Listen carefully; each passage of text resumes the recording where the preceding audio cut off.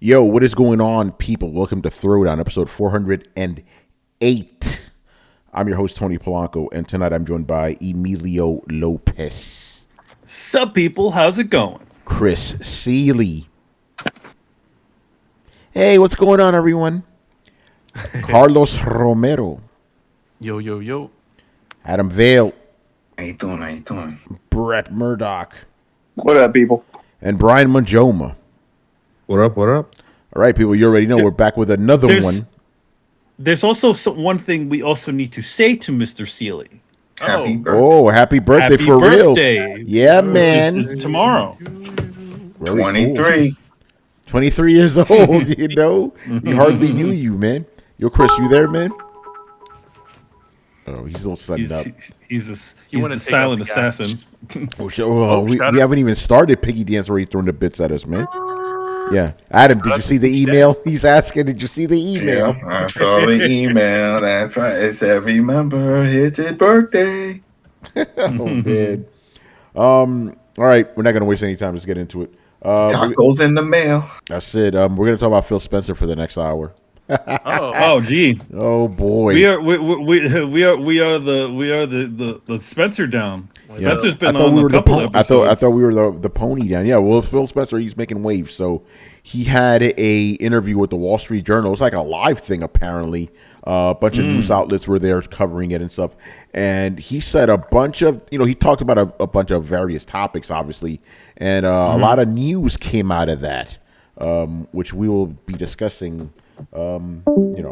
Yeah, let's get into it. Who left? Oh, Chris. That was Chris. He just came for the birthday. Yeah, he just said, he just wanted that. Hold on, let's see what happens now. He's back. He's back for the attack, but he's not muted. Oh, he has Chris, do we have you now? Oh. Uh-oh. He may need to restart his shit. His Discord don't like him. Think it might be racist. Uh-oh. Anyways, let's get into it. So yeah, again, Phil Spencer talked about a wide variety of things, so we're going to cover some of those pertinent ones to us gamers. The first one is something that should not shock anyone, and it'll probably be very upsetting to some Xbox guys that are using this as ammo against PlayStation. PlayStation has been raising up the price of their games and stuff, so obviously some Xbox guys were like, hey, our games are $60, or we just play on Game Pass. Guess what? All that shit's about to go up eventually, according to Mr. Phil Spencer. So, we knew this. Everything goes up. Nothing lasts forever. Yeah. The funny thing is he actually did say this same thing a while ago. Not too long ago, but this generation, and I guess everybody forgot. Yeah, I mean, they're buying all these companies, and it's like, how the hell are you going to pay for all this? Yeah. Once they started, they raised it before when they added EA. So we knew, this is what's going to happen. You're going to add all these other services, and we're like, hey, think about it. You're getting more bang for your buck. There's more stuff in here that you don't have to buy for extra $5 or whatever. Because the question now is, how much will be the first hike? Well, the next hike, because it's already had a first hike. Yeah, I'm going to read what Phil Spencer said. He goes, I do think at some point we'll have to raise the price on certain things, but going into this holiday, we thought it was important to maintain prices. We've held price on our consoles, we've held price on our games, we held price on our subscription. I don't think we'll be able to do that forever. I do think at some point we'll have to raise certain prices on certain things. So, there you go. It is. There it is. Right, but he's not dumb. I mean, this is when it comes to right now with all the prices, recession, all that stuff going on. Gaming, if you're looking to stretch your dollar, you're not going to go and spend on that $70 game or whatever. You'll be like, we'll just keep playing this shit. We'll wait for the discount. It's not a good time to raise prices yet. Wait till things even out a little more. So, I will say this. If they raise up the price now, it'll seem kind of ludicrous. Like I hope that when they start raising the prices, if they do anytime soon, it's when the first party big games start coming out. Like, right. You gotta give some reason. Yeah, some incentive. Yeah, like you gotta give the crowd like, hey, this game release is pretty badass. Now we got Senua's Sacrifice 2 or whatever the new game's gonna come out. Senua Saga, sir. Senua's Saga, there it is. Hellblade 2. Whenever that comes out as well, like those types of games that people have been waiting for years now. Hopefully they can use that time to take advantage, because I understand some of the criticism, but I understand that most of it is probably just fanboy talk. Yeah. But we all knew this was gonna go up. It's got to be young fanboy talk because I mean anybody that has been around with any service knows prices just go up. That's just the way it is. And spoiler alert: PSN is gonna go up in the next couple of years as well. That's what happens. Well, in a way, it has already. They added 2 other tiers. Didn't it already go up? That already counts as going up. Well, I mean, it's gonna keep going up. Trust me. Trust me. Listen. Wait, listen. that's a question then. Like, give me your fucking money. Yeah, somebody add that for throw down your questions. How high is too high for these subscriptions? What do you think? Yeah, that's a good question because $15. So I pay $15 I kind of pay $15 a month because I got the the deals. But for Ultimate, which is the PC and Xbox subscription for Game Pass, so that's $15 a month. I feel like if they raise it to like 17, I think that should be okay. If they raise it to 20, that's a freaking stretch. I feel like that'll be kind of crazy if you ask me. What is Netflix? Netflix jumped up to 20, right? Was that it, or was it 24? Well, Netflix is doing all of these weird. No, I'm just wondering. I'm just wondering if like big one because I know Disney is jumping up to 24 or something like that. They whoa for the bundle service for the bundle. For the ESPN Plus and and the Hulu. They want to really boost that one up because I don't remember what that one is. I don't know, but anyway, Netflix has like I think they have like a $17 or $18 tier or something like that for like 4K and multiple streams. But yeah, their top tier stuff is like almost $20. What was it? I think Microsoft right now has 2 tiers. There's one that has Game Pass, and then there's just the regular Xbox service that you don't need to pay for the Game Pass part. I think it's like $10 less. It's less. Maybe it's $5. I don't know. And then we got the family one. And I'm sure if they do decide to raise the price, maybe if they release it around not just big titles, but also around the family plan, so sort of sweeten the blow. I was like, oh, the price is going up, but yeah, guess what? You and your buddies can now do a family plan and partner together, and we got some old buddy games coming back. Yeah, there you go. Call your boys, sign up. So here are the pricing for all of them. Xbox Game Pass Ultimate is $14.99 a month, so that's $15. PC Game Pass is $10 a month. There you go. Xbox Game Pass for console is $10 a month, and Xbox Live Gold is $10 a month. Yeah. So everything's $10 a month, except if we're talking about Ultimate, which is $15.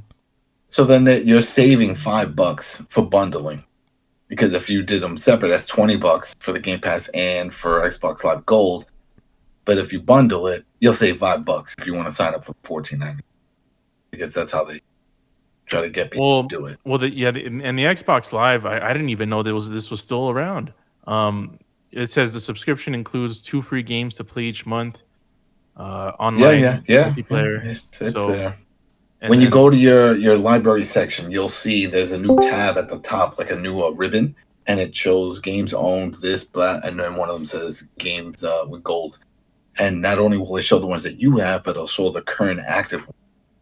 So if you want to download it, you could do it from there. I was thinking, what's the point of getting gold if you have Game Pass? But yeah, you get those 2 free games every month. Mm-hmm, I guess that's a perk. And then if you don't, and I know some people are like, oh, well, I'll just cut off the PC part because I don't need it. But if you do that, it also cuts off the EA stuff. You lose that. Oh. That's only part. Yeah, that's only part with the ultimate version of Game Pass, which gives you the PC. If you just want Game Pass, it's also on the PC. It's also on the PC version, but it's only PC only. So yeah. So the EA Play on Ultimate is both console and PC. All right, we're gonna try this one more time. Chris, how you doing? I'm doing good. Thank you. Happy birthday to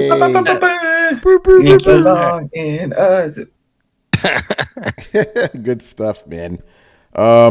So yeah, Chris, what do you think about Phil Spencer saying they're gonna jack up the price of Xbox and games, console subscriptions eventually?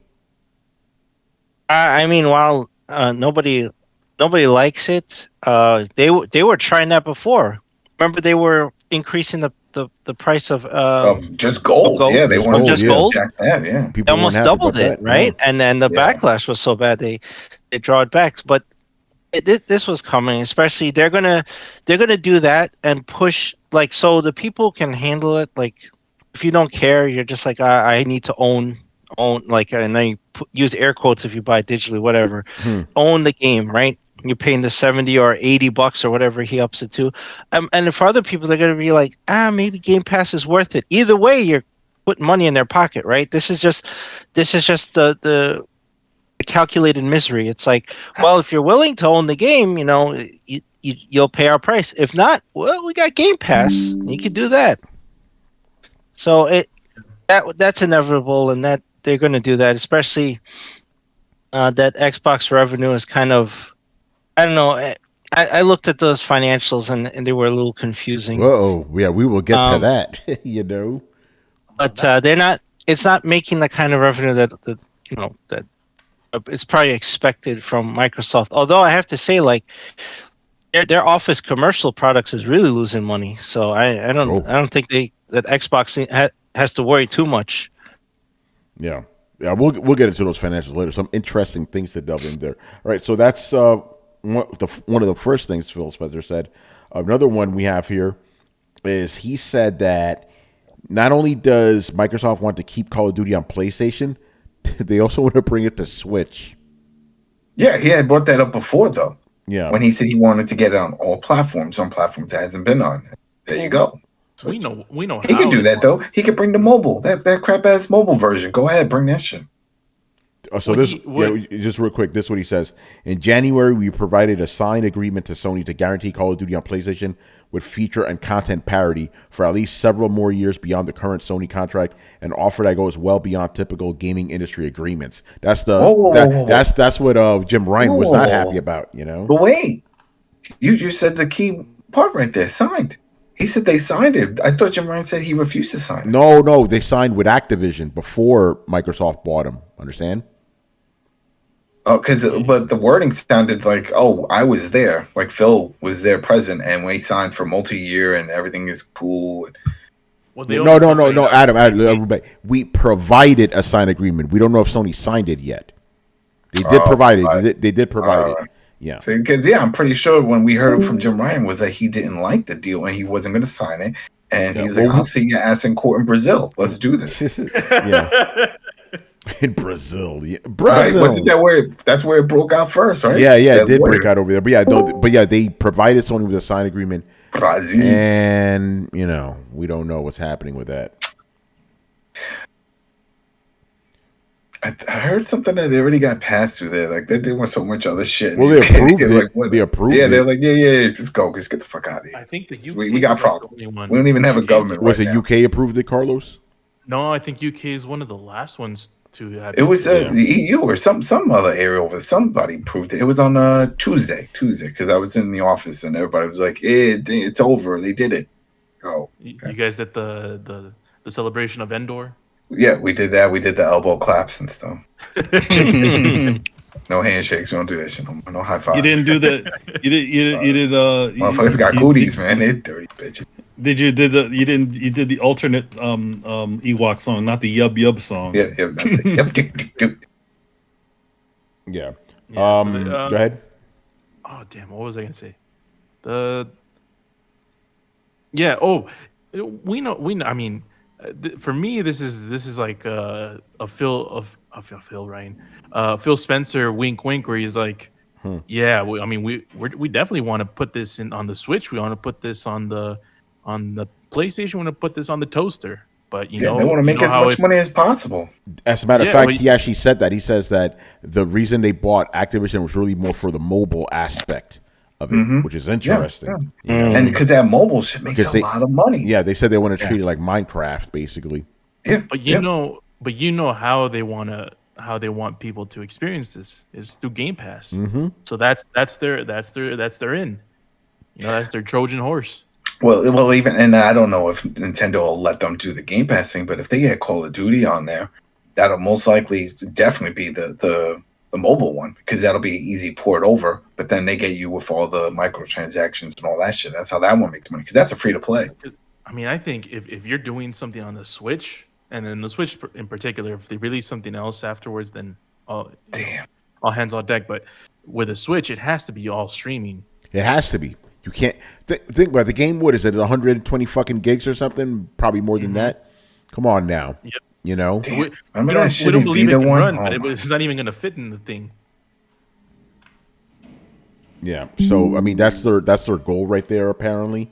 But it makes sense from a business standpoint. But you can't get that shit running on Switch. You know, it's impossible. You'll be careful, Tony. Yeah. Wait, GTA 5 ain't on there yet, is there? You know? On my Steam Deck. Oh. Where's it at? You know? And remember those days, man? That shit. This dude at the job walked by, and he saw me playing, and I was playing the Forza Horizon 4. He's like, yo, what did you do to your Switch? Like, what? You thought it was a Switch? Yeah. Yo, that shit looked crazy. What did you do? Like, it's a Steam Deck, baby. It's a what? Like what you call my mama? Yeah, my daughter saw it too, and then she's like, "Whoa, you got a funny looking Switch." I was like, "Like that's right."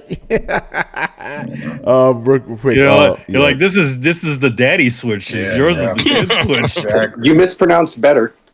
Oh, yeah. I just want to read this again. Phil Spencer with the quotes, man. Call of Duty specifically will be available on PlayStation. I'd love to see it on Switch. I'd love to see the game playable on many screens. Our intent is to treat Call of Duty like Minecraft. There you go. Make that money. Gotta make the money. Yeah. I don't know.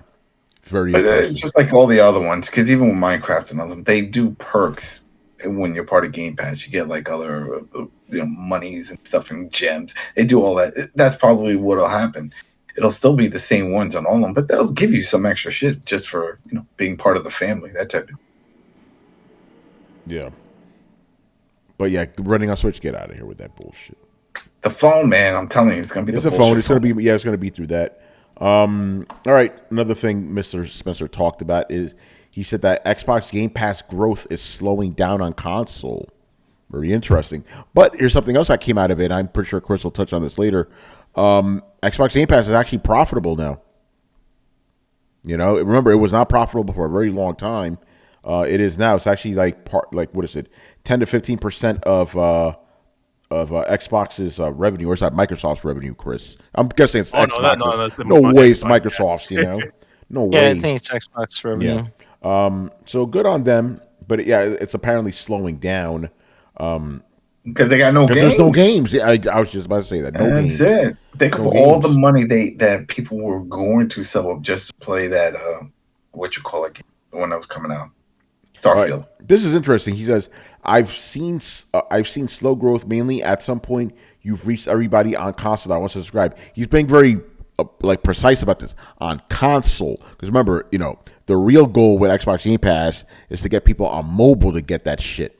Because then you have like a billion people, Yeah, I mean, I think also it's partially they need to grow their console base at this point. Like at a certain point, it's a sales tactic towards an entrenched customer base. Then once you've saturated that, then it has to be a sales point for the console itself. And I think that's kind of the pivot they need to make at this point, because they already have 15 million, but their install base is 60 million. So it's 25% install base at any given time. That's fucking huge. That's a very high attach rate. You just need more Xboxes, and you're not going to get more Xboxes until you start putting games on that service. Yeah. I'm really wondering if Starfield will change things, because the whole talk about no games. I had thought about oh shit, when the next Elder Scrolls comes out, what's that going to be like? How's that discussion going to change? And I kind of realized Starfield is kind of poised to be a decade-long game, like Skyrim was, like Fallout generally is. So I'm interested to see, once the game comes out, if it gets good reviews, if the discussion will change. Probably. I mean, how many big games do you have to have games? At this point, Microsoft doesn't even have one game yet, so they need something, So Starfield will be that just by default, because it is a game. You know. Come out with other games, just nothing that high profile. I mean, like, so once they have that out and Senua's Sacrifice, is that when people are going to start saying they have games? Do they have to have, 3 tentpole games? Like, what? I think it might be time to clarify what some of this means, because I'll be honest, like, PlayStation doesn't have a whole lot of games either, right? Yeah, but here's the thing. But they quote have games. So I'm wondering where the line in the sand is. That's all. Well, no, because with PlayStation, they don't have a lot of PS5 exclusives, but they do have PlayStation exclusives. But Xbox does. If we're gonna do just exclusives, Xbox does have those. Halo. I think Forza. we generally go off announced exclusives, though. Like, we know all the IPs that Sony owns and all the IP that Microsoft owns, but that doesn't mean jack shit. Yeah, but I think people are talking about, like, just the fact that for current gen, like, I think PlayStation has 3, and that's still more than Xbox has, which is none. I think that's that's what people are going at. But Starfield, that'll change the conversation. So will all those other games when they eventually start coming out. I think once you get a good 4-5 games or something, let's be generous, 3 games in 1 year, then I think the narrative will start shifting. Although Starfield itself might be a big narrative shift. The instant that game comes out, you can no longer say Xbox has no games. That kind of stops it right there. In a way, people can say, "Oh, it's only one game," but it's still a game. It's still something. But we'll see. It'll be interesting. But you're right. Once you start getting Starfields, then Xbox consoles will start selling again, and Xbox Game Pass will, the numbers will go up on consoles. But again, I think Microsoft really wants it to take off on mobile. That's what they've said it. This isn't my opinion. They've said this.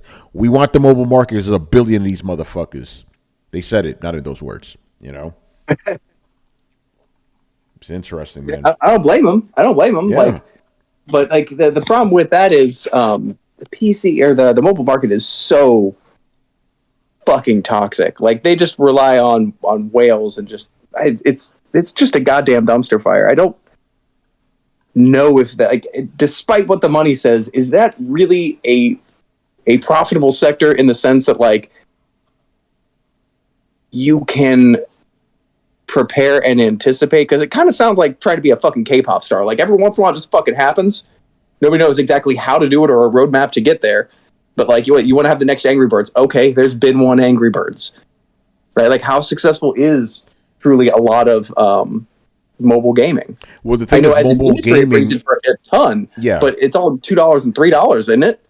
Yeah, but the thing is, since people are constantly buying all this stuff, it adds up. Yeah, microtransactions. So yeah. Remember, when you're talking about gaming in general, mobile gaming is the biggest portion of all gaming. It brings in more money than everything. But the other aspect that I want to bring up, and this is anecdotal, but it's based on your experience, Brett. People who play mobile games aren't in the same headspace as people who play console games. Remember, you literally gave a customer a Switch, like, play this. Like, no, I want to play my phone game instead. Yeah. Because they just like the simple little clicky games. They don't want anything that's, like, involved. Well, no, it's because it's fucking addictive. Yeah, that's the other reason it's so successful. You're playing your Clash of Clans, you are, like, tied to that. Like, no, I don't want to play a video game. I want to scratch my itch. Yeah. And, like, that's cool, but, like, I don't really... How are gamers going to react when... Well, I was about to say when they start using these horrible business practices. Well, but you've seen how that happened. You remember Battlefield... Star Wars Battlefield 2? Or whatever the fuck it's called, Battlefront? Remember that shit? When they try to bring it... Yeah. The very nature of mobile gaming's profitability seems an antithesis to the values of the gaming community. So I'm curious to see how Microsoft would,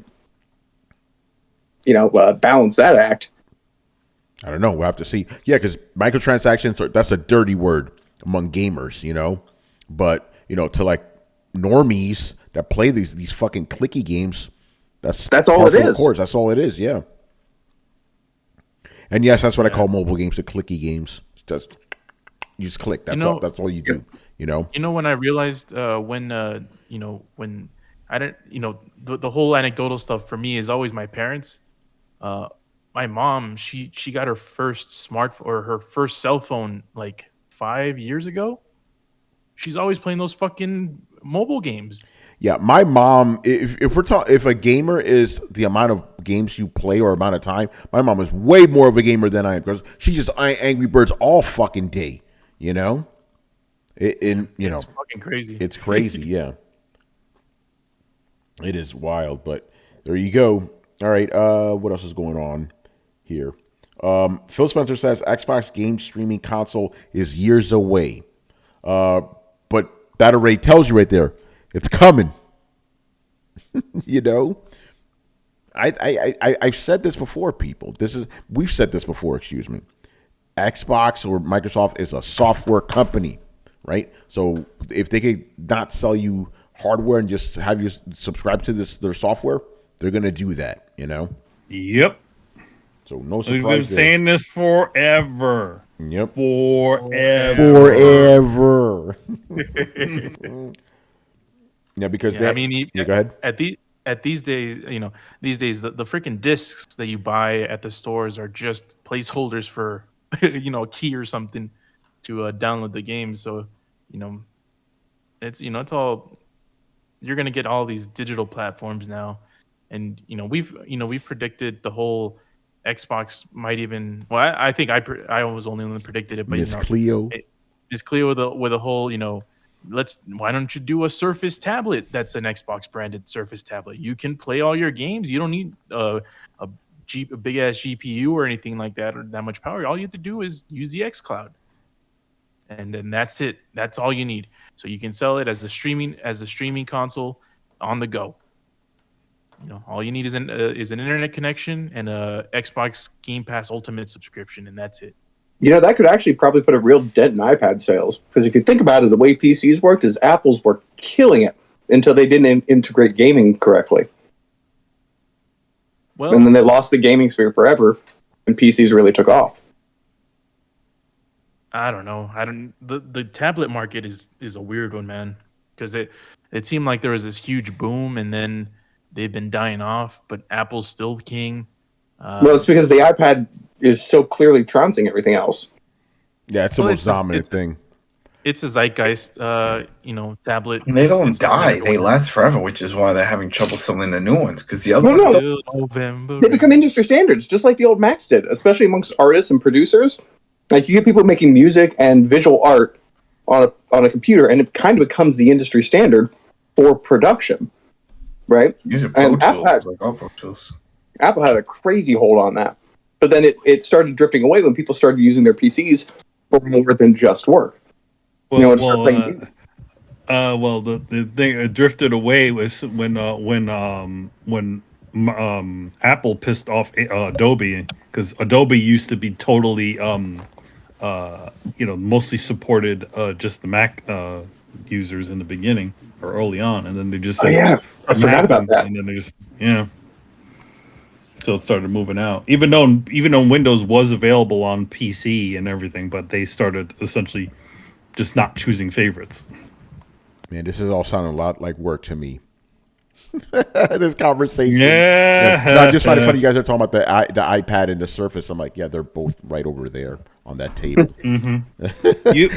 But you can't talk about that because that would be a conflict of interest. Yeah, it would be. So I'm not going to say shit. Okay, so this is interesting. So remember, I think it was a couple weeks ago, Phil, somebody caught something on Phil Spencer's background, because it's always something in his background. It catches headlines and shit. Yeah, it was the Kojima Productions Spaceman. No. This was, people were like, "Is that the Xbox streaming console?" And yes, it actually was. It's called the Keystone. So this is what Phil Spencer had to say about that.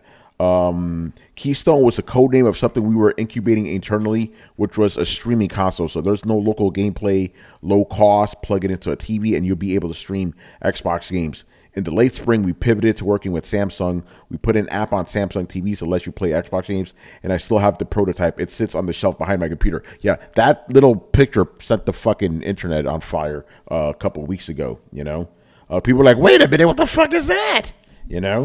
But they said right now they're not going to make that happen, And then remember, they actually did say they were going to, they were working on a streaming device, but they kind of abandoned that as well, Kind of like their version of Chromecast or something.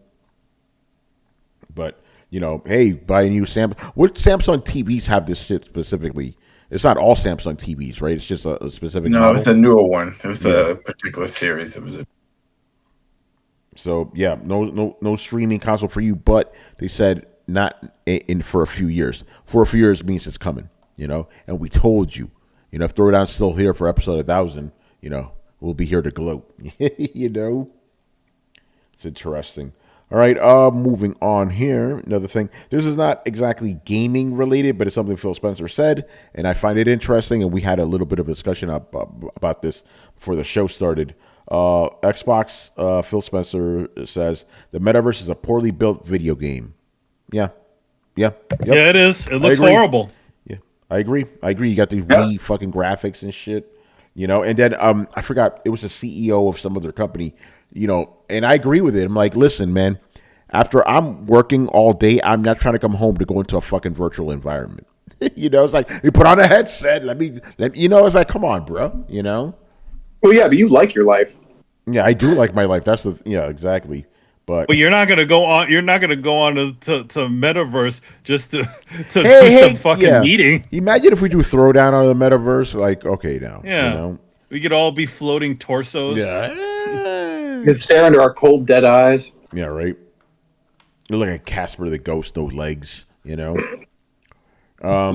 look like the CEO of Facebook. But they did like capture him pretty accurately. He has dead eyes too. But you know that thing was also fake too, right? It was fake. Yeah, they because they remember they were touting during the presentation like, oh, we have legs out. They actually don't. No, they don't. They don't actually have legs. Those are those versions of them. Even just them talking is not even real. It was all fake. It's animated. Yeah, it is. Yeah, it's all animated stuff. They weren't in the actual using the actual thing to do that. Yeah, maybe they used it to. No, here's the thing. During the presentation, they claimed they were, but it was so obvious they weren't. No, they weren't. It's ridiculous. Because again, I tried the MetaQuest Pro. It ain't like that. It ain't like that at all. Yeah, your arms are twisting. All the characters' arms are all twisting all over the place. Yeah, Yeah. So let me see what he says here. If I think about video games, for years we've been putting people together in 3D spaces to go and save the world from invading aliens or conquering the castle. Building a metaverse that looks like a meeting room, I just find that's not where I want to spend most of my time. Yeah, exactly. Shots fired. Yeah. Damn, man, Zuckerberg, where you at, man? Zuckerberg don't care about that shit. Again, this is video games for people who don't play video games. Yeah, this is going after the mobile crowd. No, but I don't even think that is even it either. I think that Meta in general does not have a focus. It's trying to do everything but does nothing well. Oh, this is interesting. Go ahead. Go ahead. No. Okay, you sure? No, go ahead. Okay, Palmer Luckey, he kind of helped create the Oculus Rift or whatever. Even he thinks this is bullshit. He goes, I don't think it's a good product. It's not fun. It's not good. I think actually most of the people probably on the team would agree that it's not a good product. It's true. The people on the actual team, because the thing is called Meta. What is it called? Meta Horizon Worlds, right? Where basically you could go with your avatars into a virtual office and do your business online or in the metaverse. Even Meta's fucking employees, they say they don't like using it because it's not that intuitive. And these are people that built the fucking thing. The actual engineers behind Metaverse are like, they're being told that you can tell this was a Zuckerberg push, that he really wanted to do this thing. Yeah. Because if it was somebody that actually knew what the fuck they were doing, it wouldn't be that. I can tell you that. Especially in a world especially in that world, which is obviously so controlled. I think that if you were going to make that sort of world, it's already exists with something like a Second Life. Yeah. I Okay, also imagine he surrounds himself with sycophants. Oh, he does. Bunch of yes men. I never heard of this company called Improbable, but their CEO had some interesting things to say. I'm just reading this now. This is interesting. It goes, video games video games already work well. Video games are great closed systems of value. If you enjoy Call of Duty or World of Warcraft, they're going to keep on being fun for years to come. The metaverse is the idea, at least in my view, that you can start connecting these experiences together, and that's a lot less interesting to game companies than it is to, say, sports leagues and fashion brands. Yeah, game companies are going to be like, no, we're not doing that shit. You know? No, I mean they already that will mean number one, that means that there's one location that they have to be beholden to. They have to be beholden to Facebook or Meta, as they want to be known as now. And how many of these companies really want to do that? They don't. They're doing much better having their shit, running on their own side of on their own corner of the room. Yeah. Yeah, the whole metaverse thing. It's just, again, we've tried this before. Second Life, PlayStation Home. People don't want that. At least as presented, it's not compelling. Companies only. Well, here's the thing. It's not like I don't think that people. It's not that people don't want it. I mean, again, Second Life is still a community. No, I'm saying as it is. I'm saying as it is. It's not compelling to a lot of people. No, it's not really compelling. I mean, to be honest, again, it's like virtual reality. There's got to be something that you have to sell people, and if it's just a bunch of cheesy looking avatars in a room, that doesn't attract people. Yeah. What are you guys offering that the other guys aren't? Because it just looks like you're offering the communist version of what everybody owns, what everybody else is doing. Yeah, you can't say I hate sandwiches just because somebody gave me a shit sub. Yeah, it's like for everyone, for the other things, it's like, oh hey, look, you could build your world, you can make your own avatars, any character that you want. Here, you can have this sort of generic looking avatar that somewhat may look like you in a world that is mostly built of licensed products that are outside there. Come on, man. Yeah, the whole point of Second Life, as I understand it, is to get away from the real world and be something that you're not. Like, why do you want to go to a place that, like, you have to pay $2.99 for a virtual latte? Exactly. So yeah, like for virtual latte, they'll just hold it in your hand. Yeah, no, you're gonna want to be able to have more control over your little reality. Yeah. And Brett, you were talking about this before the show. Is like, you could buy virtual real estate. How stupid is that? It's not for the people doing it.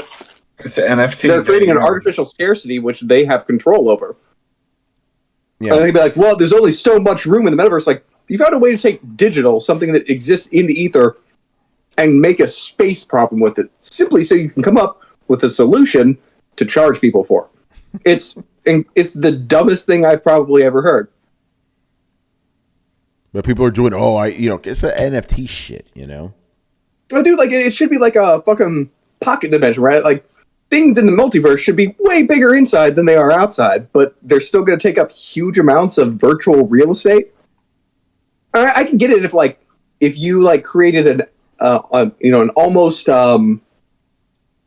perfect recreation of, say, New York, and people could wander around and actually go into Macy's and buy things from Macy's online under the guise of looking like they were doing it in New York. People do that for touristy shit all the time. Like, oh, I just shopped in Paris for an afternoon. Bitch, no, you didn't. You were on the internet. That is so stupid. I don't know. And again, I just find it so funny how all these companies are going all in on this metaverse stuff. I guarantee you these guys don't know what the hell this shit is. They don't think it's a good idea. They want it to be an idea. They're trying to force it. And I think, especially in terms of with Zuckerberg, the public can tell. Yeah. Well, are they going to try to force it like 3D TVs? Because look how well that went, Remember the Curve TV? Yeah. Yeah. I don't think you're going to find any dissenters here. It's like, we think the metaverse is stupid. All right. Moving on here. All right, Chris, time to shine, baby. Xbox financials for the first quarter of 2023. This is interesting. Yeah, so I looked through the PowerPoint slide of the earnings call. So they had a bigger sheet, right? They had this, and I only took a passing glance at it because it's a huge Excel spreadsheet. It's broken out into multiple things, and it was really hard to find any one product. So I just used the PowerPoint because they actually labeled things in there. Unfortunately, though, for some reason they didn't put monetary value on the things. It's just a comparison year over year from Q1 last year to this year about growth and or negative growth of products. So let me see if I can. This is something we always tell people. Sony, Nintendo, they make it very easy. Microsoft, it's they don't make it easy. You figure they just have an Xbox section. No, they don't do that. Yeah, so you see on this slide, so it's on page 12 of the slide is this page called More Personal Computing. Yeah. Which here it's bundled with Windows and devices, which is not just Xbox. There's a different part which Xbox hardware actually sold positive, but if you look at this device revenue growth is negative, right? So you'd be confused, like what wait, I thought that Xbox did well, and you're looking at this, but this is everything, right? There's like Surface and all this stuff thrown in here, so it's confusing. And then down here, this is the only line for Xbox content and service revenue growth, right? And then you look at these two percentage numbers, and you're like, what the hell does this mean, right? So there's two different ways that Microsoft is looking at their gains, their revenue changes from year over year. So there's something called GAAP, GAAP, which is I think it's good accounting principles. I forgot the full acronym, and versus constant currency. So with one in the GAAP version, you're supposed to account for all the exchange fluctuations that happen with the U.S. dollar and foreign markets and all that stuff. And with constant currency, you take an average of the entire year, so that you can kind of eliminate the fluctuations in currency exchange. And sometimes that number looks better, and sometimes it looks worse.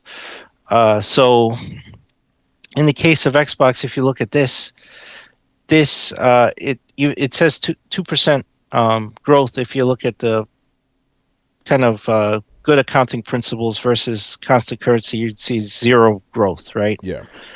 And then it's projecting forward into what they see for going towards the future. So this is like fiscal year 2023 Q1 here. Oh no, this is the current one. The first one, right? Excuse me. Yeah, no, the last one. Oh, this okay, is the gotcha. current, Okay, yeah. FY2023, yeah. Yeah, so it actually the gap record looks negative, right? This is negative 3%. When they put in parentheses, that means it's negative. But if you look at constant currency, it's 1%, right? So then you have to jump to slide. Is this the one? Yeah. Slide 20, all the way over here. Yeah, I see. And then you have these three lines. So gaming revenue, right? And it says gap percentage year over year, 0% growth. But the constant currency impact, it shows 4% growth. And they add these two numbers together to get the actual value, or what they're going with. Yeah. So that's how you get 4% in gaming revenue. And then you have Xbox content and service, which would include live and Game Pass. So you see that's the negative 3%. But again, you're adding, they calculate the whole year in constant currency, and it shows 4% growth. So overall, they're in the black, so it's positive. It's 1%. And then here's the hardware revenue just for Xbox. So that device line before is confusing because you think it's referring to Xbox, but it's not. It's referring to like all the devices that they produce. Yeah. Xbox hardware, you can see, is doing very well. And the gap growth percentage is 13%, and the constant currency is 16. So overall, we have a 19% growth in hardware sales of Xbox. Nice. And that's the the best number out of that. And I mean, ignore everything else here. This is what I was joking about before. If you look at Xbox, Office commercial products revenue, negative 28%. Damn. Using good accounting principles, and 6%, but adding up overall is negative 22%, which is why I was joking. Like, that's not the part that they need to worry about, because I think that maybe Office commercial is not viable anymore. Like buying single licenses for their products and offering the 365 solution, their cloud solution, is probably the way to go, because that's in the black. So I could see them doing away with ever packaging Office on, for a single license purchase or version, and just pushing people to just sign up for a 365. Everything else in there, they're doing well. I don't know what commercial bookings is. I looked at this first line. I was like, I don't know what that is. Yeah. Yeah. I mean, they have their hands in so many things that it's like, all right, I just need to focus on Xbox. And these are the only two slides that have any data. If you go to the other stuff, like I could show you their earnings, but this is as a company, right? Yeah. These numbers are for all of Microsoft. So this doesn't help us. Like, this is not relatable. It's like Microsoft as a company is doing extremely well. What does that mean for Xbox? Just like I showed you, if you just said, well, how's Office doing? Well, if you look at Office commercial, it's doing terrible. But if you look at Office 365, it's doing great. If you looked at LinkedIn, it's doing great. And if you look at Xbox hardware, it's doing great. Other part, content and service, not so much, but the gaming revenue overall is positive. So, but again, they had, let me find the slide where they kind of explained a little bit how Xbox was doing. Was it here? Yeah, gaming. Here we go. There it is. So gaming revenue grew slightly, up 4% using constant currency. Xbox content service revenue declined 3%, but overall up 1% with using the constant currency, driven by declines in first-party content and in third-party content, with lower engagement hours and higher monetization partially offset by growth in Xbox Game Pass subscriptions. Interesting. Yeah. And then Xbox hardware revenue grew 13%, and then overall 19%.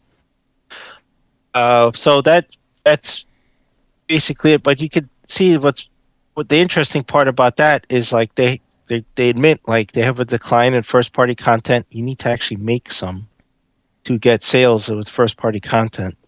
But their third party sales are not doing so well either. And it says with lower engagement, meaning less hours played, or not playing on there, and then higher monetization, which is, I don't know if that means what the publishers are charging them or what they have to pay out in licensing. I'm not sure. And I didn't listen to the call, right? No one got time for that. Sit down, because they're going to talk about Azure and all the stuff that's doing great, and like 5 minutes of that freaking 2-hour call is going to be about Xbox, and I'm not going to sift through that. Yeah, no, fuck that. Yeah, but that's how they're doing overall. Xbox is doing well. This is something they need to work on. They need games. They need freaking games. They're admitting it. Yeah. It's like, yeah, Game Pass is doing well, and it's great that they're getting licenses, but they have to pay out a lot for those. But overall, it's in the black, right? But what else is missing? Missing first party titles. Yeah. So that's where they're deficient. Yeah, I mean, that's something we've been saying forever. It's like Xbox Game Pass, great service, but where's the games? Yeah. Yep. So that's it. Unfortunately, like, yeah, through the rest of this is not relevant to Throwdown fans. So yeah, we don't need to worry about that. Thanks for parsing through that as always, and I'm hoping that the Sony and Nintendo ones are coming up soon because all these kind of come usually around the same time. Yeah, so not next week, but the week after, Nintendo will release theirs. Their 6 months earnings. And I'm assuming either before that or that week, Sony will release theirs, right? So I'll have a look at those. Sony, good stuff, man. Good stuff. Yeah, Xbox. You need some games. You need some games. You know. Yo, how many studios do they own? You gotta get on. And Halo is a bust. Like nobody talk about low engagement. I don't care what you do to Infinite. I don't care what you add to it. People are done. They're done with that one. You screwed that up from the gate, from the jump. Yeah, I think Infinite at this point is beyond saving. Like again, I could be wrong. We've seen some games come back, obviously, but I think that one particular. Here's the thing: Halo in general was already on the decline just before all this nonsense. It hasn't been, think about it, Call of Duty killed that shit already, but this isn't helping. Because think about those games that did come back; they're new IPs or were new IPs, right? No Man's Sky, Sea of Thieves, right? They were all new IPs. So, Halo, I don't know, man. But good stuff.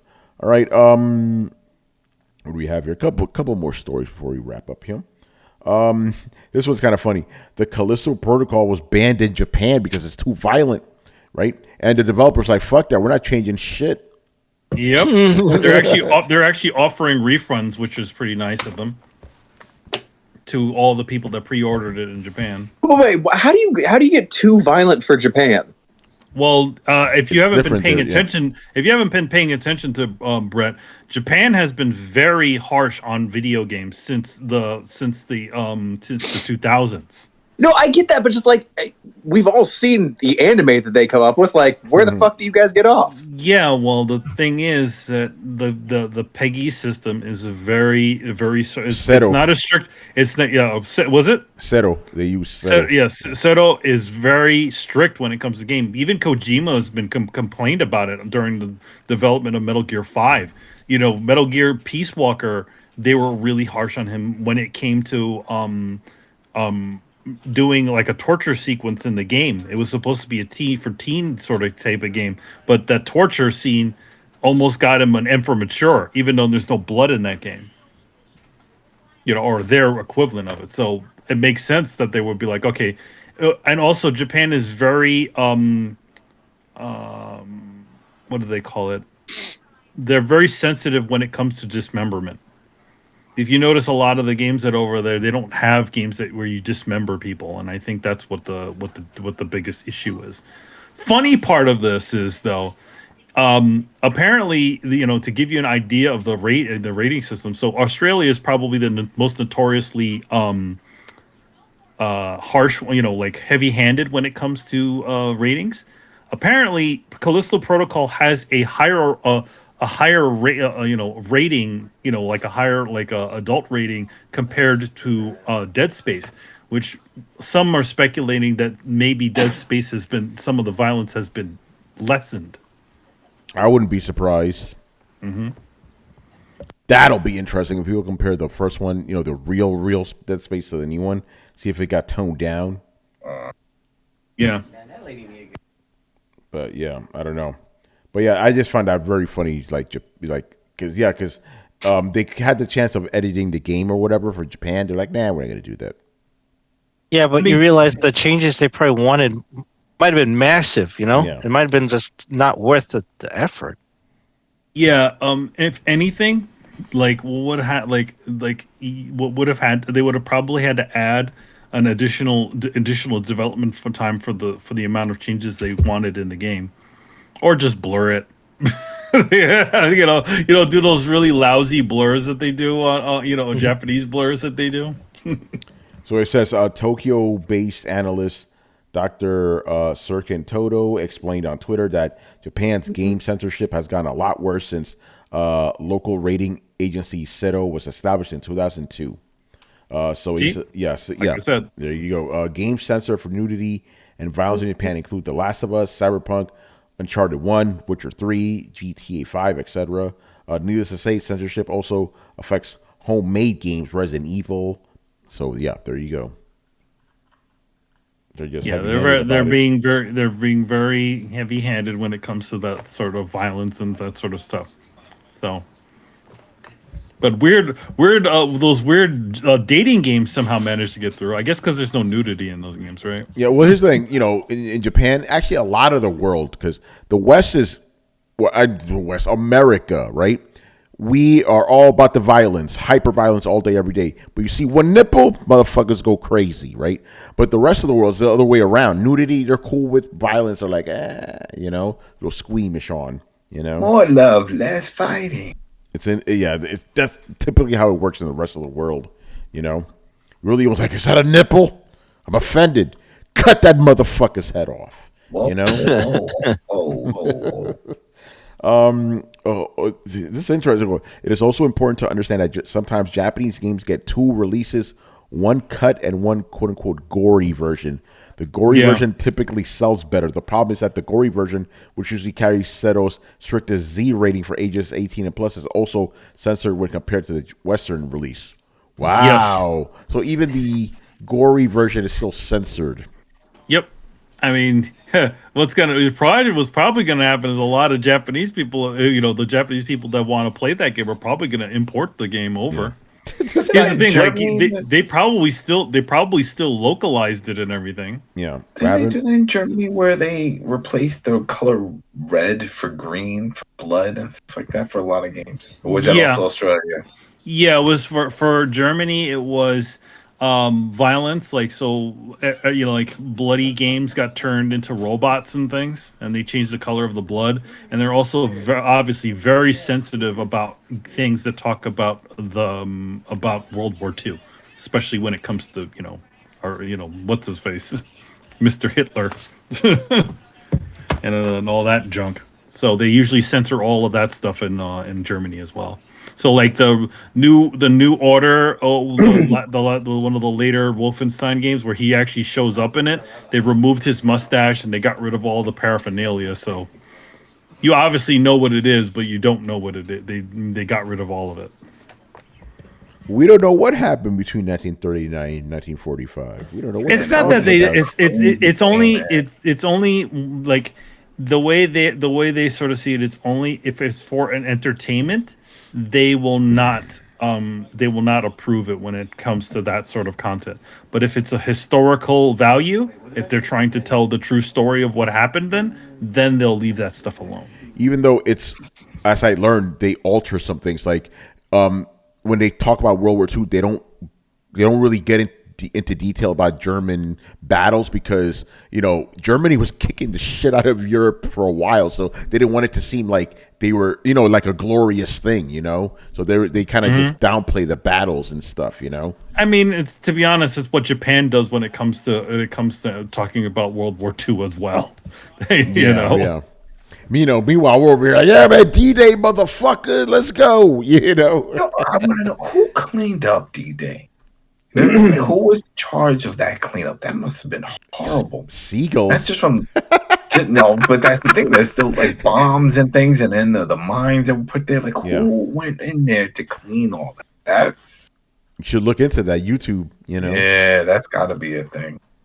Like I still wouldn't trust it. Like, hey, you want to go play frisbee on the beach over there? No. I don't know. Like, how about you go first? Exactly. Oh man, crazy shit. All right, and speaking about war, the last story we got here, Call of Duty. Interesting stuff. So apparently, if you buy the game disc, it's only 72 megabytes on that shit. You got to download the whole game for a this disc only has 72 megabytes. Fucking glorified key. Yeah, that's all it is. It's all it is. Because the only thing I can think of, because it's massive. Those games are always massive. They're not even doing that, but they're not doing parts. At least throw the campaign or something on it, but no, I guess there's something they can't do. I suspect that they also were running all the way up to the end. In other words, they were still developing the game, and they're probably said, "All right, we'll just put the thing that leads you to the launcher, or what, because we still need to keep developing this game, and we need to put it out." It's gold these days doesn't actually mean gold anymore. As Cyberpunk has man. That's horrible. It just means getting something on the disc. Can you Whether it's a launcher or a broken ass game. Let's fast forward. I don't know. Even if the Earth is still around here in like 300 years, and somebody finds, look what I got. I got a Call of Duty Modern Warfare 2022. Put it in. I got the device that plays it, and it's like, please connect to service. No. Well, this is what I've been saying this forever, right? Like in the future, if you buy a copy of Super Mario Brothers and you find a working Nintendo, you're still gonna be able to play that, right? Imagine trying to play Fallout 3. You're not gonna be able to download all that shit, to get the game to run. So yeah, this is the future you all asked for. It's crazy. This is your digital future. Thank you. I enjoy it. We're gonna need a next gen pirate where they can hack into that and be able to circumvent the online firewall. They're like, we still can't get PlayStation 3 games. 300 years in the future. We still can't get this to work. There's a Dyson Sphere that's has a supercomputer that's all just powered by a Dyson Sphere that still can't play PS3 game. Oh shit. Less than 30 frames per second and at 720p, and we still can't get a consistent frame rate. Oh my god, I'm still thinking about that whole Gotham Knight situation. Even on PC, it's running all fucked up. But I don't know why I'm surprised. Remember that Arkham Knight got pulled for like a year on PC. Remember? Yeah, I remember that. It was so bad that they just pulled it and refunded everybody. They're like, all right, forget it. Wait, so that begs the question. What's up? So then, how bad was it on last gen? Right? They had to lock it at 30 for next. Yeah. No, remember they canceled the last gen version. I think there's a reason why. But that's what I'm saying. If the next gen, the PS5 Series X, was locked to 30, it must have been unplayable on the older one. That's what they had to do. Probably, yeah. That's be pure garbage. They're like, yo, we can't even get this thing to stutter. They're like, right. Yo, we don't want what happened with Cyberpunk. Cancel that shit. Exactly. I don't know, man. Warner Brothers Montreal just doesn't make games that are very good. Was Arkham Knight Rocksteady, or was that already? That's them. Yeah, that was Rocksteady. Arkham Knight is them. They didn't do Origins. Arkham Origins is these guys. Yeah. Which one? So Arkham Knight was the one that had the issues on PC, or was it Origins? Yeah, it was Arkham Knight had the issues on PC. It's because they purely just developed the game for consoles. Got it. Shit is crazy. If we're out of topics, I have a random ass question. Sure. Oh, shit. If when you stack a whole bunch of documents that you're gonna staple together, do you staple it on the top left corner or on the top right corner? Left. You go top left, so that way you can read. Because people turn pages like a book. Yeah, this ain't Japan, Yeah, that is true. It's because I haven't stapled stuff in years, so I kind of forgot. What are you doing with paper? Damn, you have a stapler? I assume that your text is left aligned, so it makes sense to put it on the top left.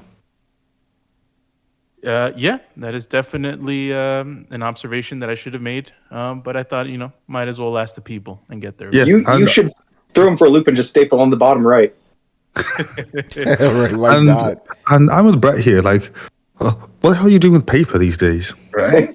Yeah. You get paper cuts and stuff. Come on now. I don't do that shit. That's an occupational hazard, man. Yeah, it's definitely an occupational hazard. Yep. Shoot, when I go for my reviews, my manager's like, you'll see it in the email. We don't even have a paper in front of us. Like, he just like goes in brief, and it's like, all right, the rest is in an email.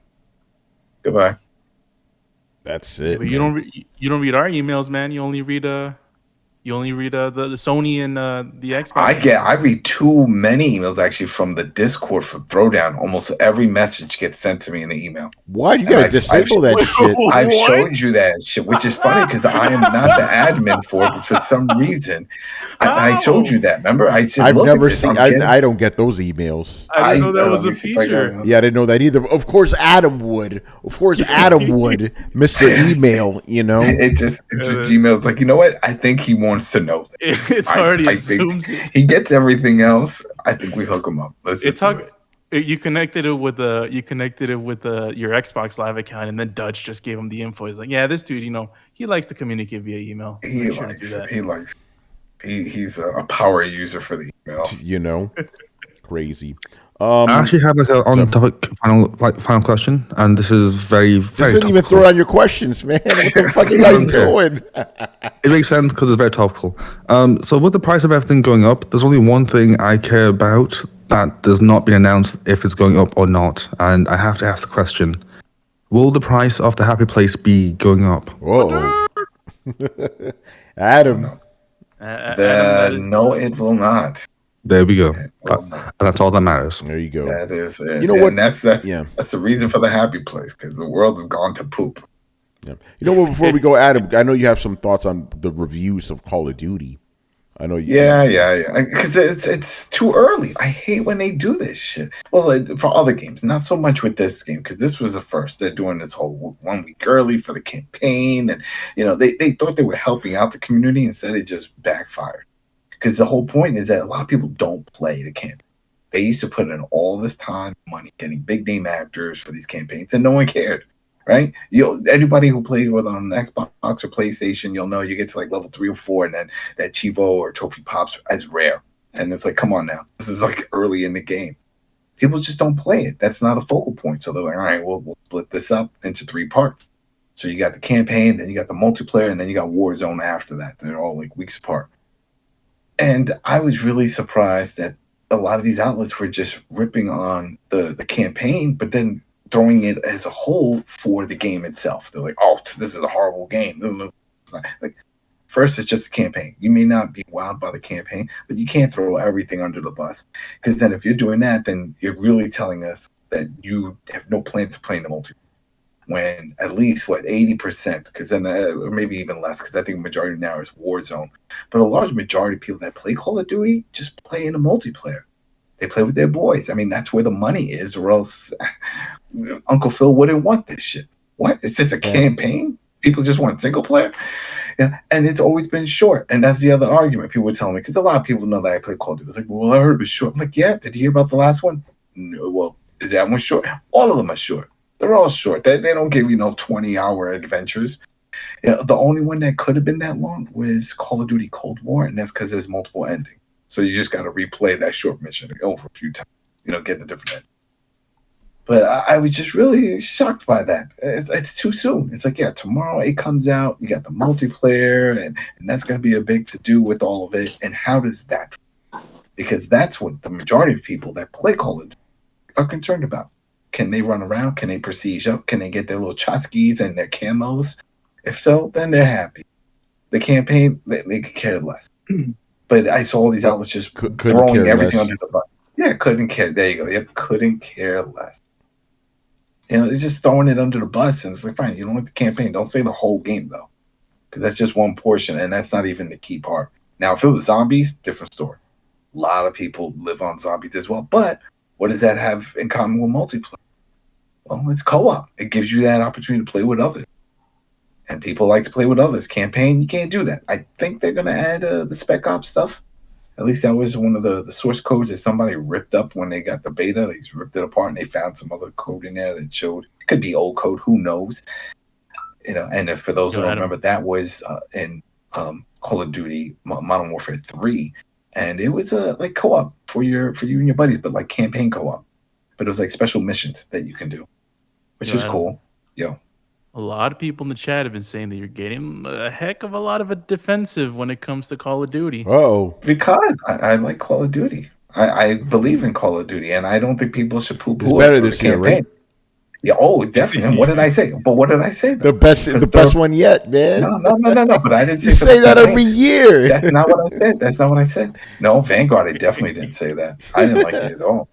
And even in my review, I didn't say that. No. Different. What did I say for this one? This one is definitely different because of the third-person mode, third-person multiplayer, and third-person Warzone.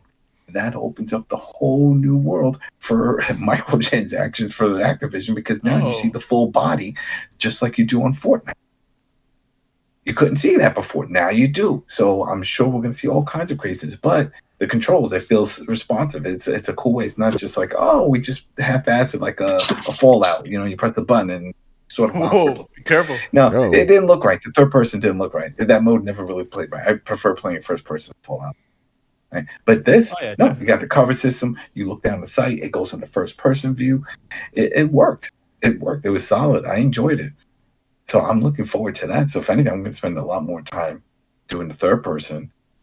And we'll see. We'll see what happens. But man, that just upset me with Fallout. And that wasn't just me. There was a lot of other people in the community attacking the sites. So like, yo, you could say this poo-pooing, but you got to just void out the obvious. Just say it's a small campaign like all the others. This is not a one. They're all short.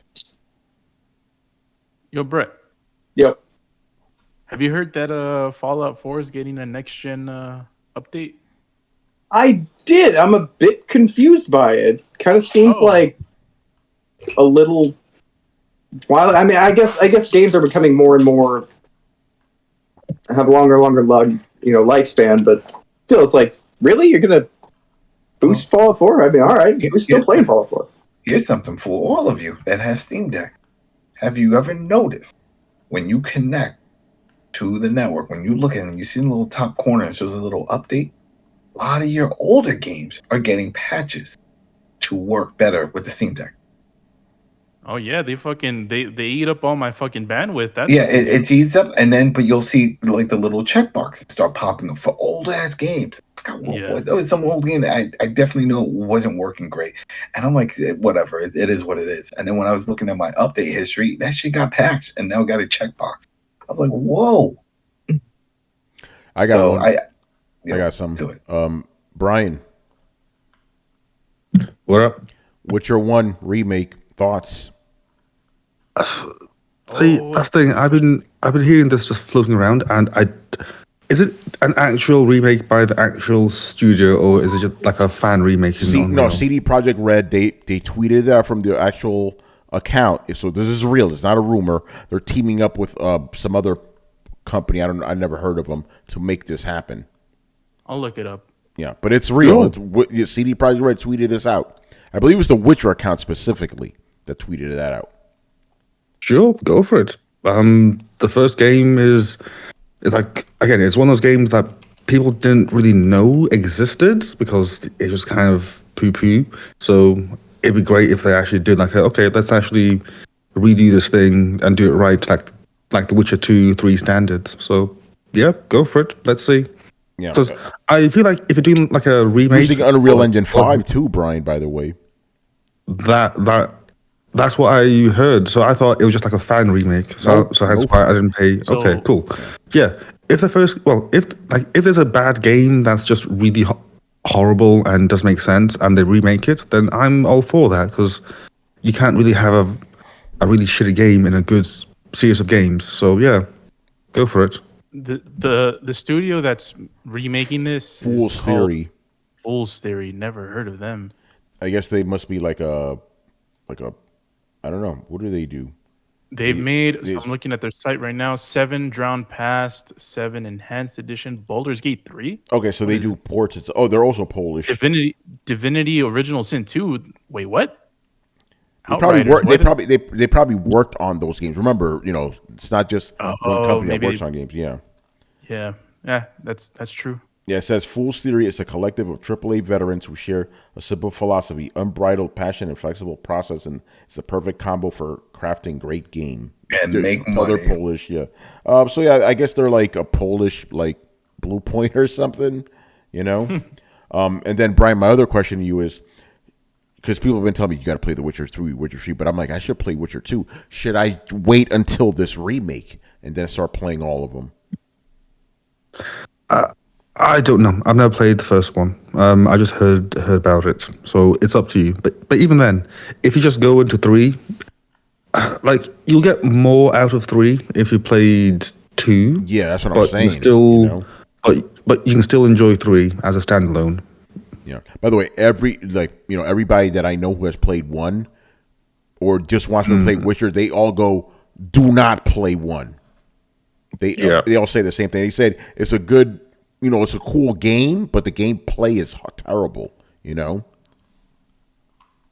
So I guess the you can tell story's that cool, it's like you know. yeah, you can tell it's like the first time doing that stuff. It's quite rough. Yeah, I only jumped on Witcher 2, so and only played that for a bit. I guess that's why they're doing it. It's sort of like what happened with I forgot the name of the developers that did Mafia. Remember? And they just did that definitive for 1, 2, and 3, but 1 got the most work, and that's the one that took the longest. They changed their gameplay mechanics to match up with 3. They added a new navigation system linked for the streets. So when you're driving, you see arrows and stuff like on the street signs. They did a lot of work because the first one was rough.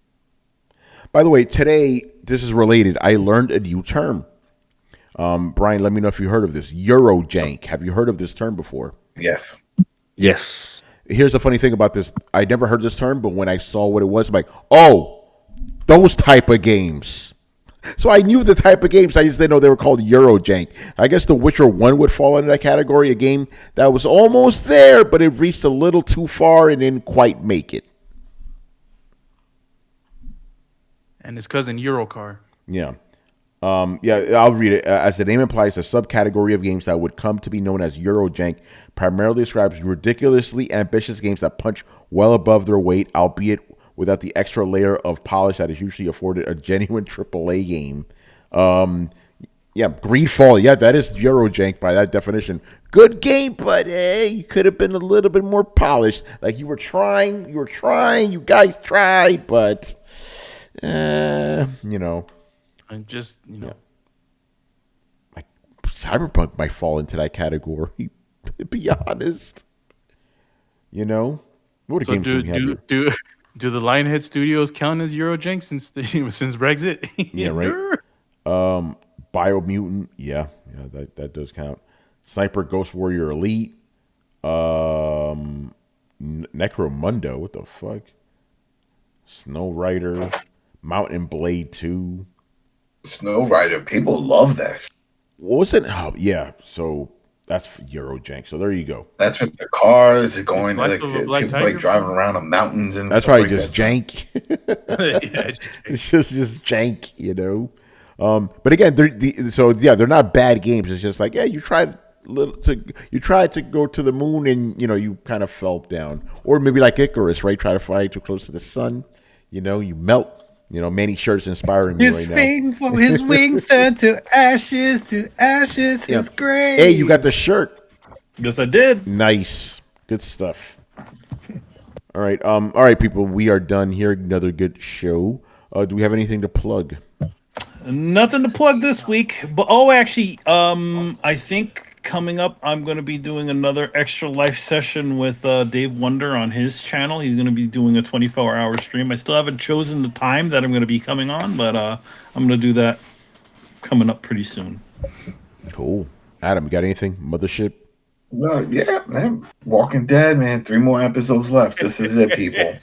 This is it. Why you laughing, Carlos? Why you laughing? You definitely, from all the past episodes we recorded, you definitely do not sound as enthusiastic about the show as at least, collectively. I'm excited now because this is coming to an end, and they have to do something. They have to. They're not going to do nothing. Gotta have something. They're not going to do nothing. You know what's going to happen? You know what's going to happen? Don't spoil it. Is probably what's this? Rick is going to come back and that's not enough. This stupid That's movie. not enough. That's not enough. It's not enough. That's what I'm saying. That's no. We only have 3 episodes, so that something has to pop up. We got to see them because it's been really dragging ass for these episodes, which is disappointing because it's like the last 8 episodes just banging out balls to the wall. No, they're not doing that. Real boring. So anyway, it's I Am Negan. That's our podcast. Myself, Rich Billy Jr. and Carlos Romero cover all things Walking Dead proper, and then we got Fear the Walking Dead, Dead City, and all the other ones. There's so many spin-offs coming out. But I have a feeling if this really bombs, then I could just see all the other tanking as well. Because that shows if there's no interest in Mothership toward the end, then there's not going to be an interest for the damn spin-off. So, but we're on iTunes, Spotify, YouTube. Check it out. I do have a question for you, Adam. What? As a host and the leader of the show, if The Walking Dead proper, aka the Mothership, does not have a good landing or does not have a good send off, would you still be interested in doing the spin-off I Am Negan shows? Yeah, no, I'm still gonna cover it until they end this shit. Till there's no more Walking Dead. That's gonna be after we die. That's until who knows, baby, right? I'll be by myself, and that's it. It'll be me and that one chick from Australia, and that's it. She's the only one listening. I'm like, oh, I remember you, Gina. I did, yeah, But yeah, this is it. I really think though, if this falls apart, if the ratings are just horrible, because then it's also a message to the actors that are still linked to all this. Like, hey, should I keep renewing for all these side things? Let me see. Any other projects? Yeah, I got a few. You know what? I think I could walk away now. Because that's the whole thing with Norman Reedus. He's like, yo, I'm a lifer. This really put him on the map. But if it starts tanking, then he does that other spinoff, and that's like horrible. No one's watching. And they're like, hey, you want to do another season? Nah, I'm good. I think I ran my course. I think this is it. So. End of an era, man. End of an era. Everything comes to an end, and then it'll come back in like 10 years or whatever, and with a reboot. And so, yeah, you're going to reboot I Am Negan too, There we go. It'll be somebody else over there. They won't have Negan. They'll have somebody. I Am Judith. Oh, shit. I hope she dies. I really hope she dies. You keep saying this. I keep saying it because they need something tragic. They need something impactful, and that's the only impact I can see happening right now. If they want a reaction and they want a buzz, which I doubt it because they only have 3 episodes left. If that was the case, they should have did that with the returning episode for this 8th one. They should have had something massive happen. Somebody die or get amputated or something. Someone that someone cares about. None of that. So I doubt it, but I think Judith dying would have been fine, and it doesn't ruin the story because they're still sticking with the comic pretty much. Because she didn't make it. She died in the womb. So for anyone that's enjoyed the past couple of minutes of conversation, you can look forward to having more of that in I Am Negan on Spotify, iTunes, and the Coalition with a K on YouTube, thecoalition.com. A little taste of the zombie, a little infected zombie take. All right, we're done here, man. So make sure you follow Throwdown on Twitch and Twitter. Join the Discord where the conversations and the rumors are always popping. Throwdown is on every podcast app on the planet. Throwdown Show towards Throwdown Show. Throwdownshow.com to listen to previous episodes. And if you've been watching us on YouTube and enjoyed the content, make sure you hit like, subscribe, and hit the bell to be notified of when the premieres go live. Links to everything down below. Once again, our show is Tony Polanco, and tonight I was joined by Emilio Lopez. See you next time. Chris Seeley. Hey, take care, everyone. Carlos Romero. Peace out. Adam Vale. Have a good weekend, everybody. Brett Murdoch. Deuces. And Brian Manjoma. Later, people. All right, don't go watch Black Adam. Don't go watch it. But definitely go find Gangs of London. That's the John Wick series. Holy crap. So brutal. Go watch that, people. All right, people. We'll see you on Sunday. Later. Peace. Latest. Laters.